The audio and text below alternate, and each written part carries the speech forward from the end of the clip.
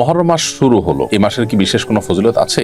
এই মাসের করণীয় বর্জনীয় সম্পর্কে জানাবেন। হিজরি নববর্ষ উদযাপনের শরীয়ত সম্মত পদ্ধতি কি? তারিখ অর্থাৎ 2রা মুহররম শুরু হয়ে গেছে। সবচেয়ে গুরুত্বপূর্ণ তাৎপর্যের দিক হলো যে এটি সম্মানিত 4 মাসের একটি এবং সম্মানিত 4 মাসের মধ্যে সবচেয়ে সম্মানিত মাস। বলতে পারি রমজানের পরে সবচেয়ে ফজিলতপূর্ণ মাস হলো এই মাসটি সম্মানিত মাস, যে মাসকে নবী সাল্লাল্লাহু আলাইহি ওয়াসাল্লাম শাহরুল্লাহ বা আল্লাহর মাস বলে আখ্যায়িত করেছেন। দ্বিতীয়ত হলো এই মাসের করণীয়। এই মাসে আমরা বেশি বেশি করে নফল রোজা রাখার চেষ্টা করব, কারণ নবী সাল্লাল্লাহু আলাইহি ওয়াসাল্লাম বলেছেন আফদালুস সিয়ামি বা'দা রমাদান শাহরুল্লাহিল মুহাররম। রমজানের পরে সবচেয়ে উত্তম রোজা হলো আল্লাহর মাস মুহররম মাসের রোজা।